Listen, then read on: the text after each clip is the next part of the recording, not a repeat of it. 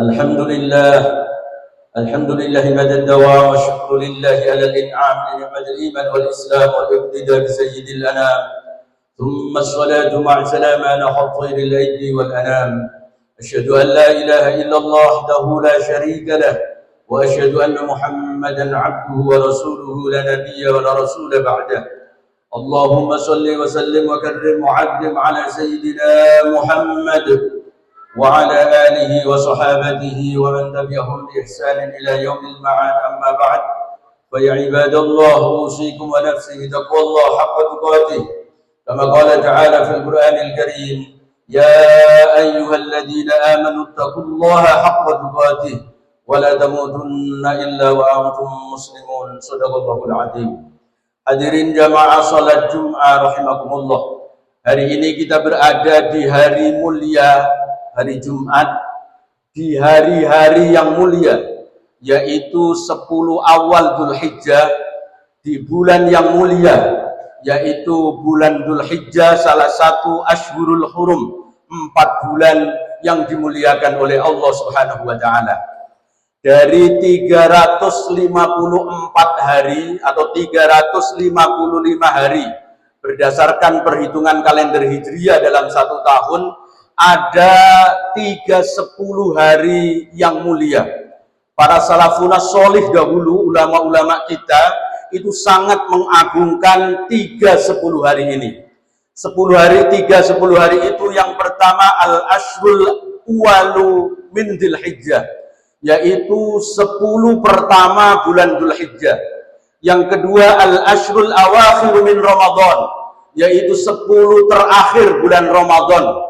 Dan yang ketiga al-ashrul uwalu minal Muharram, 10 pertama bulan Muharram. Dari 310 hari ini ternyata yang paling mulia bukan 10 terakhir bulan Ramadan, tetapi yang paling mulia adalah 10 pertama bulan Dzulhijjah yang sedang kita lalui 5 hari ini. Artinya apa? Bahwa dahulu para ulama salafun sholeh itu sangat memuliakan, sangat memperhatikan, memberikan perhatian yang besar, sehingga mereka sampai-sampai ada seorang tabi'in yang bernama Sa'id bin Jubair, ketika masuk 10 pertama bulan Dzulhijjah, dia tidak pernah mematikan lampu rumahnya.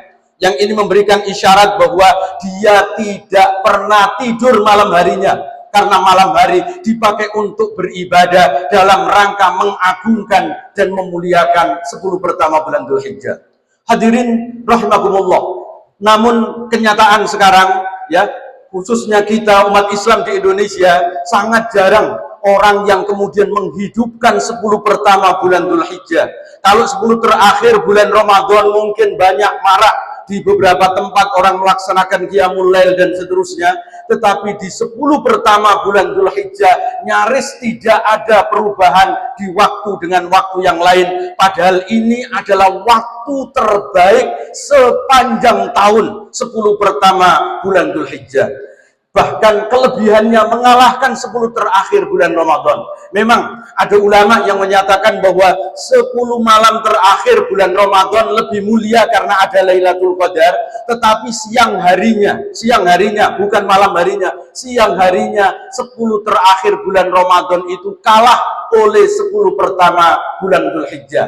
Hal ini berdasarkan argumentasi bahwa yang pertama, 10 pertama bulan Dzulhijjah itu disebut oleh Allah sebagai ayyamum ma'lumat, hari-hari yang dikenal. Allah menyatakan liyashhadu manafi'a lahum wa yadhkurusmallah fi ayyamin ma'lumat, ya, agar orang itu menyaksikan kemanfaatan dan menyebut-nyebut Allah Subhanahu wa Ta'ala pada hari-hari yang ditentukan. Ayyamum ma'lumat, para mufassirin menafsirkan bahwa itu adalah 10 hari pertama di bulan Dzulhijjah. Artinya apa? Kita diajarkan dan dianjurkan untuk senantiasa berzikir kepada Allah Subhanahu wa Ta'ala di 10 pertama bulan Dzulhijjah, baik siang maupun malamnya. Yang kedua, Allah Subhanahu wa Ta'ala dengan tegas bersumpah wal fajri walayalin ashr, wasyaf'i wal watr, demi fajar, waktu fajar, dan demi 10 hari. Para ulama ahli tafsir menyebut 10 malam yang dimaksud ini adalah 10 hari pertama di bulan Dzulhijjah, baik siang maupun malamnya. Artinya apa?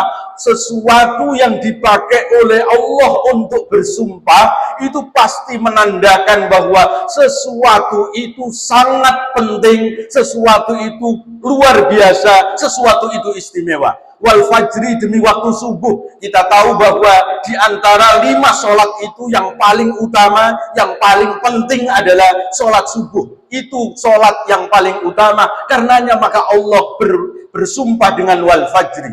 Begitu juga dengan wal asri. Allah bersumpah dengan kata asr, yaitu sholat asar. Karena sholat asar itu juga sholat yang utama. Bahkan Allah sampai menyatakan hafidhu ala sholawati was sholatil wusta. Artinya apa? Sholat wusta atau sholat asar itu juga sangat utama. Hadirin rahimakumullah. Begitu juga Nabi Muhammad Shallallahu Alaihi Wasallam menyatakan dalam salah satu sabdanya, "Ma min ayyamin al-a'malus sholihah ahabbu ilallahi min hadhil ayyam." Tidak ada amal-amal kebaikan seseorang yang dicintai, yang lebih dicintai oleh Allah daripada orang melaksanakannya di 10 hari pertama bulan Dzulhijjah. Artinya apa? Di 10 pertama bulan Dzulhijjah ini kebaikan apapun menjadi sesuatu yang paling utama, menjadi sesuatu yang paling dicintai oleh Allah. Kalau kebaikan itu berupa membaca Al-Quran, mengkhatamkan Al-Quran, maka mengkhatamkan dan membaca Al-Quran di 10 pertama bulan Dzulhijjah itu adalah amal yang paling dicintai oleh Allah. Kalau amal kebaikan itu berupa infak dan sedekah, maka sedekah yang dilakukan di 10 pertama bulan Dzulhijjah ini menjadi sedekah paling utama. Kalau menyantuni anak yatim, membantu orang yang kesusahan, itu adalah sesuatu yang baik, maka itu adalah yang paling baik. Bahkan Nabi Muhammad Shallallahu Alaihi Wasallam maka menganjurkan umatnya untuk melaksanakan, memperbanyak ibadah puasa di 10 pertama bulan Dzulhijjah, tepatnya adalah ketika mulai tanggal 1 sampai dengan tanggal 9. Kalau tidak bisa sampai 9 hari, maka setidak-tidaknya kita puasa hari Senin Kemis ketika di 10 hari pertama bulan Dzulhijjah. Kalau tidak bisa, maka kita dianjurkan puasa tanggal 8 dan tanggal 9. Kalau ini pun masih tentu kita belum bisa, maka setidak-tidaknya kita puasa tanggal 9, yaitu hari Arafah. Karena ini adalah hari paling utama, hari paling mulia sepanjang tahun, dan merupakan puasa sunnah yang paling utama. Nabi ketika ditanya tentang keutamaan puasa Arafah itu, Nabi menyatakan, ahtasibu yauma Arafah yukaffiru sanataini. Aku berharap puasa hari Arafah tanggal 9 Dzulhijjah itu menyebabkan orang diampuni dosa yang 2 tahun. Madiyatan wa qabilatan, 1 tahun yang telah lalu dan 1 tahun yang akan datang. Ada orang yang bertanya, mana bisa orang belum melaksanakan dosa 1 tahun yang akan datang sudah diampuni oleh Allah. Para ulama ahli hadis menyatakan bahwa yang dimaksud Allah mengampuni dosa 1 tahun yang akan datang itu artinya Allah menjaga orang itu dari melakukan dosa yang seharusnya dia lakukan. Ada penafsiran lain, yaitu Allah memberikan ampunan, memberikan petunjuk jalan kepada orang itu agar dia kemudian bisa bertobat, sehingga karena tobatnya itu dosa 1 tahun yang akan datang diampuni oleh Allah Subhanahu wa Ta'ala. Yang menarik, ada salah seorang ulama yang kemudian dari hadis ini mengambil kesimpulan bahwa orang yang melaksanakan ibadah puasa di bulan Dzulhijjah, tepatnya tanggal 9 Dzulhijjah itu isyarat bahwa orang itu masih akan punya kesempatan umur, panjang umurnya 1 tahun lagi. Karena apa? Karena janjinya Nabi Muhammad, orang itu diampuni dosanya 1 tahun yang akan datang. Berarti apa? Orang itu kemungkinan masih bisa hidup 1 tahun lagi. Nah, ini sebabnya maka Nabi Muhammad wafat tahun ke-11 Hijriah. Karena apa? 1 tahun sebelumnya Nabi tidak puasa Arafah karena beliau sedang melaksanakan ibadah haji, yaitu Hajjatul Wada yang dilakukan tahun 10 Hijriah.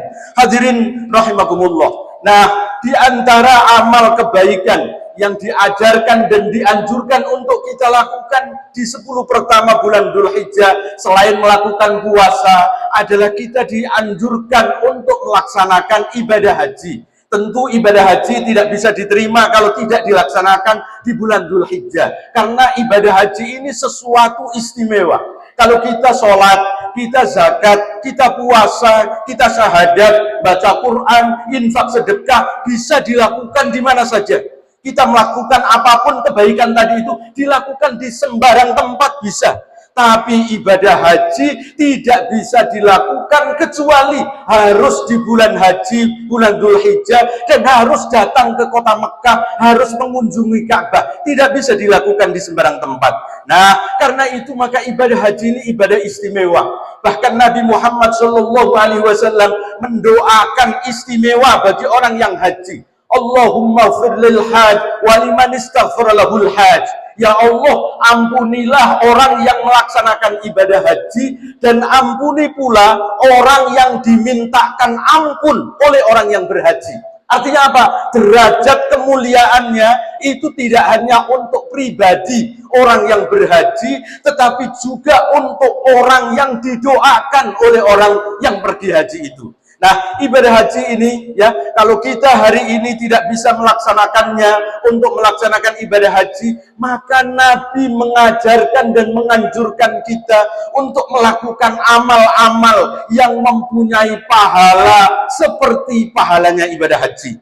Yang pertama, Nabi menyatakan man shallal ghadata fi jama'atin thumma qa'ada yadhkurullaha ta'ala thumma shalla rak'ataini hatta tatlu asy-syamsu thumma shalla rak'ataini ya kanat lahu ka'ajri hajin wa timarin tamatin. Orang yang melaksanakan sholat subuh berjamaah di masjid, kemudian dia tidak pindah, tidak keluar dari masjid, berzikir kepada Allah sampai matahari meninggi, tepat masuk waktunya sholat syuruk, maka kemudian dia melaksanakan sholat 2 rakaat, maka orang itu seperti orang yang haji dan umroh tamatin, yang sempurna umroh dan hajinya itu. Ini yang bisa kita lakukan ketika kita tidak bisa melaksanakan ibadah haji tahun ini, maka kita bisa menggali, bisa mengambil pahala seperti orang haji dengan melaksanakan sholat syuruk. Juga Nabi mengajarkan dan menganjurkan kita untuk datang sholat berjamaah ke masjid. Nabi menyatakan man kharaja min baitihi mutatahhiran ilal masjidi ila sholatil maktubati kana lahu ka'ajri hajin. Orang yang melakukan jalan dari rumah ke masjid dalam keadaan sudah bersuci, artinya sudah wudhu di rumahnya, untuk melaksanakan sholat fardu di masjid, maka orang itu juga mempunyai pahala seperti pahalanya orang melaksanakan haji. Ada juga amal ibadah, yaitu berbakti kepada orang tua. Anas bin Malik radhiyallahu anhu meriwayatkan suatu hadis, yaitu suatu hari ada seorang yang datang kepada Nabi yang ingin berjihad, tetapi dia tidak mempunyai materi, tidak punya perbekalan untuk berperang membela agama Allah. Nabi kemudian bertanya, hal baqiya ala walidaika, apakah kamu masih mempunyai kedua orang tua? Maka orang ini menyatakan, bala ya Rasulullah ummi, aku mempunyai seorang ibu. Nabi menyatakan, fa'ablillah fi birriha, maka kamu berharaplah dapat ridho Allah dengan cara berbakti kepada ibumu itu. Idza fa'alta dzalika falaka kahajin wa mu'tamirin wajahidin. Kalau kamu melakukan itu, maka kamu mendapatkan pahala seperti orang haji, seperti orang umroh, seperti orang yang berjihad. Mudah-mudahan kita semua diberikan kekuatan lahir dan batin oleh Allah, bisa melaksanakan amaliyah kebaikan setidaknya di 10 pertama bulan Dzulhijjah ini, dan kita juga bisa melaksanakan amal-amal yang mendapatkan pahala seperti pahalanya orang haji. Amin ya rabbal alamin. Barakallahu li wa lakum fil Qur'anil Karim wa nafa'ana wa iyyakum bima fihi minal ayati wa dzikril hakim wa taqabbala minni wa minkum tilawatahu innahu ghafurur rahim.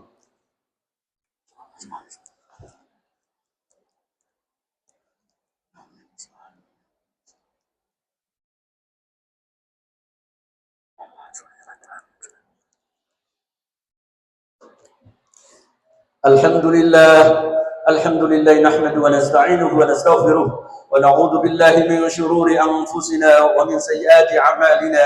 من يهد الله فلا مضل له ومن يضلل فلا هادي له. أشهد أن لا إله إلا الله وحده لا شريك له وأشهد أن محمدا عبده ورسوله لا نبي ولا رسول بعده. أيها الحاذرون اتقوا الله فقد فاز المتقون. قال تعالى في القرآن الكريم إن الله وملائكته يصلون على النبي يا أيها الذين آمنوا صلوا عليه وسلموا تسليما. اللهم صل وسلم وكرم وأكرم وتحنن على سيدنا محمد وعلى آله وصحابته ومن تبعهم بإحسان إلى يوم الدين، وارض عنا معهم برحمتك يا أرحم الراحمين. اللهم اغفر للمسلمين والمسلمات والمؤمنين والمؤمنات الأحياء منهم والأموات إنك سميع قريب مجيب الدعوات. اللهم سلمنا والمسلمين وعافنا والمسلمين واعف عنا وعن المسلمين وقنا وإياهم شر مصائب الدنيا والدين. اللهم ارزقنا فهم النبيين وحفظ المرسلين وإلهام الملائكة المقربين. اللهم اجعل حجهم حجا مبرورا وسعيهم سعيا مشكورا وذنبهم ذنبا مغفورا وتجارتهم تجارة لن تبور. اللهم يسر لنا زيارة الحرمين، زيارة مكة والمدينة المنورة بالسلامة والعافية. وصلى الله على سيدنا محمد وعلى آله وصحبه وسلم والحمد لله رب العالمين. عباد الله إن الله يأمر بالعدل والإحسان وإيتاء ذي القربى وينهى عن الفحشاء والمنكر والبغي يعظكم لعلكم تذكرون. فاذكروا الله العظيم يذكركم واشكروه على نعمه يزدكم ولذكر الله أكبر. أقم الصلاة.